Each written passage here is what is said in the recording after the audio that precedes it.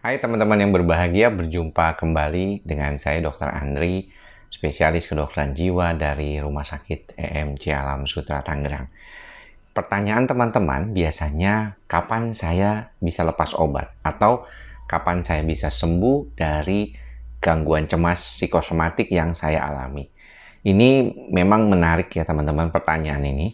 Karena bagaimanapun kita paham bahwa gejala gangguan psikosomatik yang berkaitan dengan gejala fisik maupun gejala psikologis seperti kecemasan, perasaan depresi, itu seringkali susah ditemukan dasarnya. Jadi kalau teman-teman berobat ke dokter spesialis penyakit dalam, dokter THT, atau dokter spesialis mungkin lambung ya, mereka akan mengatakan bahwa Anda itu sebenarnya tidak ada problem. Tapi mengapa kok nggak bisa benar-benar lepas ya dari gejala tersebut? Nah, ketika Anda berobat ke dokter jiwa psikosomatik seperti yang saya tekuni ya, di mana saya sebenarnya seorang dokter jiwa, tetapi kemudian mengambil keminatan kekhususan saya di bidang psikosomatik, maka teman-teman bisa perhatikan bahwa keadaan gangguan cemasnya dan gejala psikosomatiknya bisa berkurang atau bahkan hilang sama sekali. Namun pertanyaan selanjutnya adalah, sampai kapan saya harus makan obat? Karena saya kepingin bisa lepas obat. Nah, sedangkan kalau kita berbicara tentang masalah gangguan cemas, ini adalah masalah yang relatifly itu punya kecenderungan terus-menerus. Maka daripada itu, banyak di antara teman-teman yang mungkin akhirnya kebingungan, gimana caranya lepas dari pengobatan kedokteran jiwa ya? Apa memang saya harus terus makan obat? Tapi setiap lepas obat kok balik lagi gejalanya gitu. Nah, ini yang seringkali kita bicarakan di dalam berbagai macam video. Cuman sayangnya teman-teman mungkin hanya sepotong-sepotong ya nontonnya dan lebih fokus pada gejala. Padahal di dalam proses pengobatan atau terapi itu kita memerlukan suatu teknik atau cara yang benar. Nah, cara yang benar ini yang mungkin membedakan satu dengan yang lainnya, yaitu bagaimana berprosesnya situasi-situasi di dalam kehidupan kita yang akhirnya membantu perbaikan itu sendiri. Jadi kalau misalnya teman-teman merasa, saya sepertinya tergantung obat, nggak makan obat, saya kayaknya nggak membaik.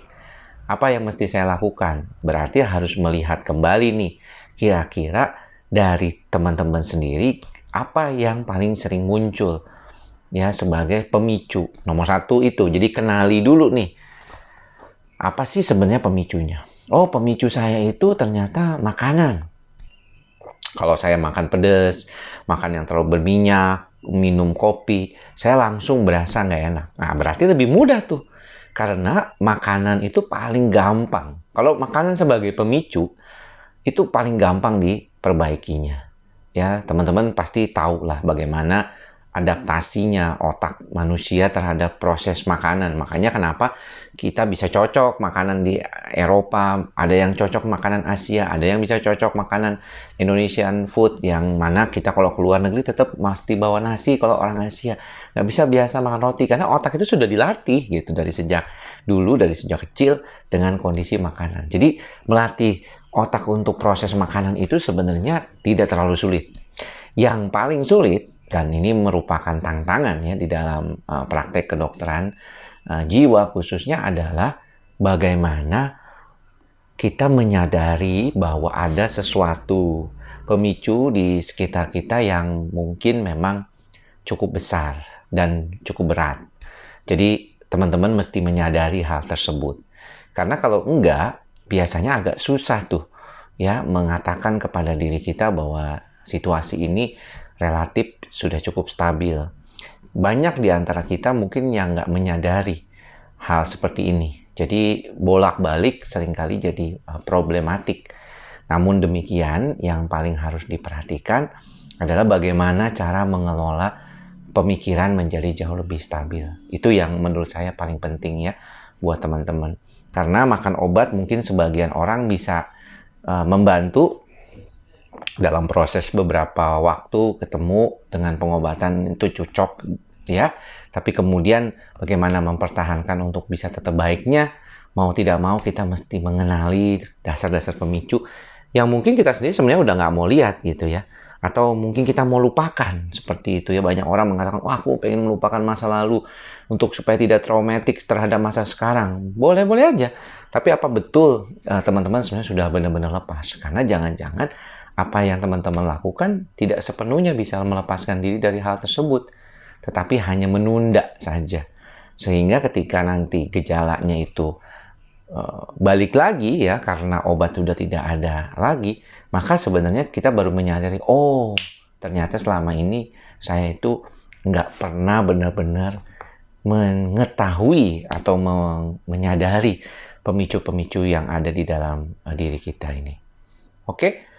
Saya berharap dengan mantra kita yang selalu kita dengungkan, ikhlas, sabar, dan sadar, mudah-mudahan kita terus aktif untuk lebih baik lagi ke depannya. Dan jangan lupa menjaga kesehatan jiwa dan raga teman-teman, supaya bisa tetap sehat dan lepas dari psikosomatik cemas kalau teman-teman sekarang sedang mengalaminya. Demikian apa yang bisa saya sampaikan. Terima kasih atas perhatiannya. Sampai ketemu lagi di lain kesempatan. Semoga semua makhluk berbahagia. Salam sehat jiwa. Bye-bye.